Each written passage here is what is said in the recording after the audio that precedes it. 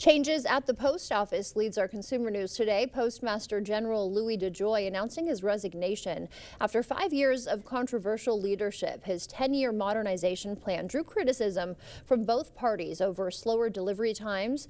Though DeJoy defends his reforms, in his resignation letter, he pushed back on what he called irrational scrutiny of his efforts to overhaul the Postal Service.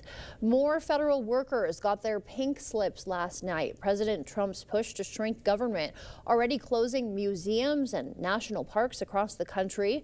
Boston's JFK Presidential Library has shut its doors indefinitely. The cuts reach into national security with 130 Homeland Security employees and 10 cybersecurity specialists among those who've lost their jobs. The Ford F-150 is no longer America's #1 vehicle. Data found Toyota's RAV4 dethroned the F-150. The pickup truck was in the top spot for decades. Researchers say the RAV4's hybrid powertrain is a big reason for its rise in popularity.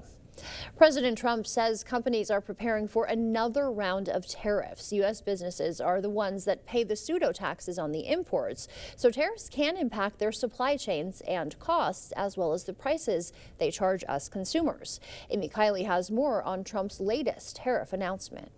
It'll be in the neighborhood of 25%. President Donald Trump is detailing new tariffs he says are in the works. They could affect vehicles, pharmaceuticals, and computer chips. Trump says he'll formally unveil them as early as April 2nd. That's the day after the previously stated deadline for an investigation into reciprocal tariffs. Trump says he's giving governments and businesses time to respond.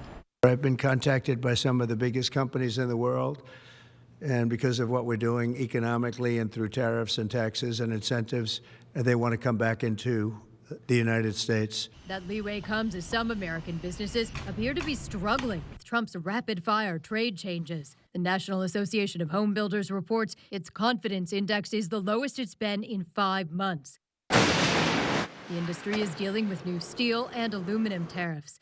Other companies say the 10% tariff on Chinese imports is hindering their supply chains. Future tariffs could affect all sorts of industries. So you might get a state like Indiana, for example, that has a lot of pharmaceutical business being hit much harder than a state like Iowa or Wisconsin. It's going to be interesting to see where the pain is felt if indeed these tariffs go through.